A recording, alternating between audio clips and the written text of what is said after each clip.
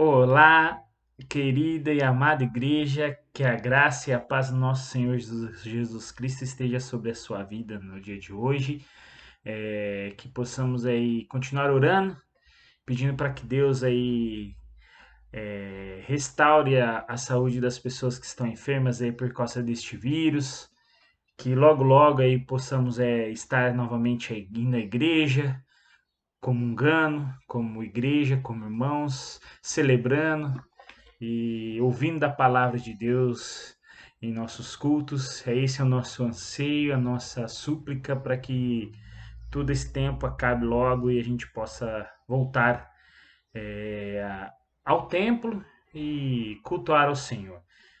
E de forma mais firme e forte lutarmos aí contra as coisas que o inimigo tem derramado sobre as nossas vidas, para nos afastar do Senhor. E é um pouco sobre isso que eu queria trazer hoje. Queria falar sobre uma pequena parte aqui do início da carta de Paulo aos Gálatas. Eu vou falar somente os versículos 11 e 12 do capítulo 1. E aí eu contextualizo e trago a ideia do que eu queria trazer para vocês hoje. A palavra de Deus diz assim: Faço-vos, porém, saber, irmãos, que o evangelho por mim anunciado não é segundo o homem, porque eu não recebi, nem o aprendi de homem algum, mas mediante revelação de Jesus Cristo. Aqui Paulo já mostra quem ele é, que ele é um apóstolo, o que ele recebeu foi através do seu chamado em Jesus Cristo, da revelação de Jesus Cristo. Lembrando que aqui essa carta aos Gálatas, os Gálatas seria uma região da Galácia. Essa igreja não é destinada, essa carta não é destinada somente para uma igreja, mas sim para as igrejas daquela região. E aqui nesse texto aqui, tanto que aqui do versículo 6 ao 17, o texto aqui, o título que a Ara coloca é a inconstância dos Gálatas. Então, Paulo aqui ele inicia a carta falando que como os Gálatas estão sendo inconstantes na fé deles, porque não fazia muito tempo que Paulo tinha evangelizado eles. Paulo foi na primeira viagem que ele passou pela Galácia e pregou o evangelho, colocou presbíteros, formou a igreja, e antes mesmo dele ir para sua segunda viagem missionária, ele já soube que os Gálatas estavam sendo desviados por um falso ensino. Falsos profetas estavam lá pregando coisas que não era Cristo, coisas que não levavam para Cristo, eram judaizantes, querendo levar novamente as práticas judaicas para dentro da igreja e algo mais legalista, algo mais não centrado na graça, na fé do sacrifício e ressurreição de Jesus Cristo. E Paulo vem aqui chamar a atenção dos Gálatas. Ainda ele fala que ele no versículo 6 ele fala que ele se admira porque eles estão passando tão depressa da verdadeira fé para uma fé que é outro, que não é aquele evangelho de Cristo. E eles estão sendo perturbados e pervertidos por isso. Meus irmãos, hoje nós somos atacados por muitas ideias, por muitas coisas mirabolantes que não é Jesus Cristo. Cuidado quando você vai pesquisar algum assunto na internet, pesquise para saber quem são esses pastores que porventura você possa estar ouvindo, ou estudiosos, teólogos. Cuidado porque existem visões que não são firmadas aqui nas Escrituras. Existem pensamentos que fogem daquilo que Cristo pregou para nós, daquilo que Deus nos revelou aqui neste livro. Então, primeiramente, ao invés de você ir procurar no YouTube, na internet, onde quer que seja, debruce nas Escrituras, pesquise na Bíblia, busque comentários bíblicos, livros. Meus irmãos, nós temos que ter o hábito de leitura para a gente entender aquilo que Deus quer para nós. Pergunte para o seu pastor, o nosso pastor, ou pastores que você conheça, que você saiba da índole, sabe da vida deles com Deus. Tem pastores muito bons da nossa denominação. Procure os assuntos que você está querendo saber. desses homens.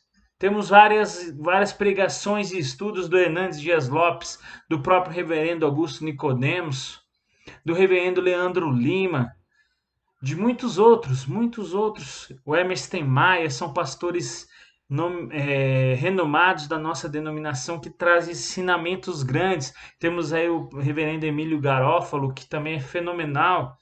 Pastores que a gente pode tirar dúvidas, além do nosso próprio pastor. Tire dúvida, vai atrás dele, dê trabalho para ele, que eu garanto que se você dá trabalho para ele, com dúvidas referente às escrituras, referente à sua vida com Deus, ele não vai achar ruim. Ele não vai achar ruim, porque ele sabe que você está se dedicando e você não quer ser inconstante como os Gálatas eram, como os Gálatas estavam sendo. E aí, quando a gente está vivendo um falso evangelho, as coisas do mundo passam a não ser mais comuns, mas aí você olha com os olhos de como se fosse normal. Tem coisas que é comum para o mundo, mas não pode ser normal para nós cristãos. Nós temos que odiar o pecado, mas nós temos que amar os pecadores. Nós temos que levar o nosso amor, o nosso carinho, o nosso afeto, o amor de Cristo a eles. Levar a palavra, mostrar para eles na palavra de Deus que a vida que eles estão levando não é uma vida que vai levar eles para o caminho correto. Existem dois caminhos, o caminho da perdição e o caminho da salvação. Qual caminho que eles querem seguir? O caminho estreito ou o caminho largo? O caminho para a perdição é largo, é fácil, não vai ter dificuldades, mas o caminho para Cristo, o caminho para a salvação é estreito. A gente vai passar por dificuldades porque a gente vai ter que lutar. E nós vamos lutar contra as pessoas que não acreditam em Cristo, que difamam a Cristo, que vão nos difamar e que vão querer colocar ensinamentos que não são aprendidos nas Escrituras. São ensinamentos muitas vezes racionais demais, que acaba limitando o agir de Deus, limitando o agir do Espírito Santo em nossas vidas. Meus irmãos, que nós não podemos ser inconstantes como os Gálatas. O que nós temos que buscar é aquilo que nos foi revelado. Paulo recebeu a revelação direto de Jesus Cristo. Nós recebemos a revelação através das Escrituras. Deus se revela a sua palavra, revela Jesus Cristo aqui neste livro. E isso tem que fazer parte da sua vida, parte da minha vida.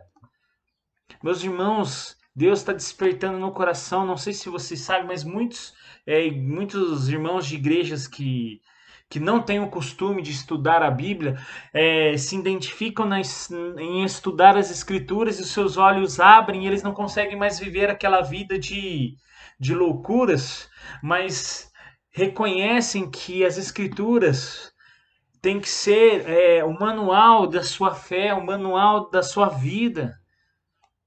E aí a gente aponta para o ponto das 5 solas, sola escritura, somente a escritura é a palavra de Deus. Aqui nós temos a revelação. E se a gente parar de olhar para a Bíblia e começar a olhar somente para as pessoas, para que alguns ensinamentos que nos são dados, nós vamos sair do centro.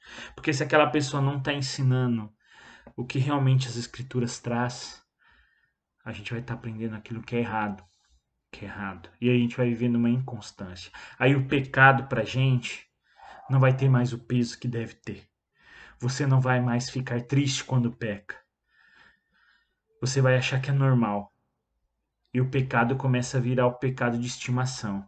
Aí quando alguém peca da mesma forma que você pecou, você pode até apontar o dedo, mas você não olha para você. Porque o seu pecado ninguém conhece. Mas o irmão vacilou, deixou as pessoas verem o seu pecado. Então vamos lá, vamos julgá-lo. Meus irmãos, não sejamos inconstantes. Nós sabemos que aquele que vai nos trazer a Deus é Cristo.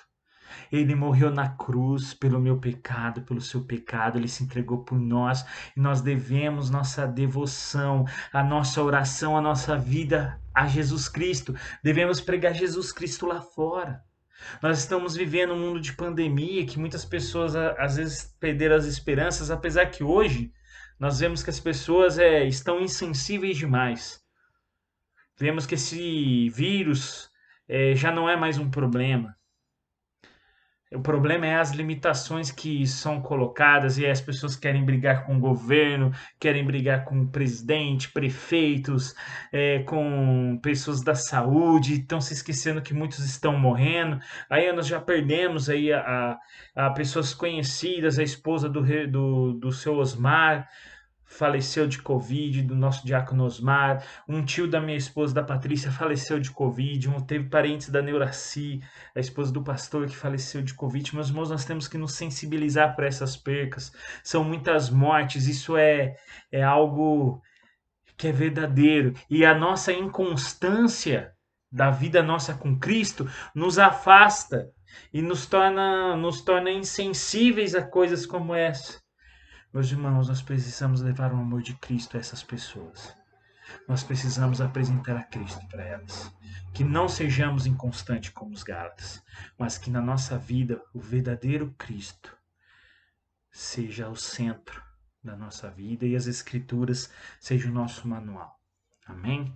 Vamos orar. Querido amado Deus, muito obrigado porque o Senhor tem abençoado a vida da tua igreja. Muito obrigado pelo teu cuidado, muito obrigado pelo teu amor. Senhor, derrame a tua graça sobre nós. Nos ajude, Senhor, na nossa vida diária, no nosso devocional diário, na vida da fé de cada um que está assistindo este vídeo, que eles possam realmente buscar o Senhor através da tua palavra, através das tuas escrituras, que é a única forma que o Senhor se revela a nós. Nós sabemos que o Senhor pode fazer as coisas de acordo com a tua vontade, mas o Senhor nos deu as escrituras. Que ela seja o centro da vida das pessoas, que as palavras aqui encontradas sirvam de ânimo, de regozijo, e que nos ensine, Senhor, que nós pecamos e que devemos nos arrepender, que devemos buscar ao Senhor. Abençoe a vida dessas pessoas que estão enfermas, derrame a tua graça, o teu amor, a tua cura. Abençoe, Senhor, também a vida dos nossos irmãos que estão com luto, Senhor, a vida da família do Bember, Pai, a vida do seu Osmar, a vida da família Caires. Derrame teu consolo, teu bálsamo na vida desses irmãos, da vida da tua igreja. Restaure as nossas vidas para que possamos ser diferentes neste mundo. Que possamos logo voltarmos na igreja para juntos adorarmos, revivendo aquele momento igual ao que iremos viver quando estivermos aí ao teu lado, no céu, no paraíso. Coloque essa esperança em nossos corações e nos abençoe. É isso que eu te peço. Em nome do teu Filho amado Jesus Cristo. Amém. Amém, amada igreja. Um grande beijo, que Deus abençoe a sua vida e até mais, viu? Graça e paz.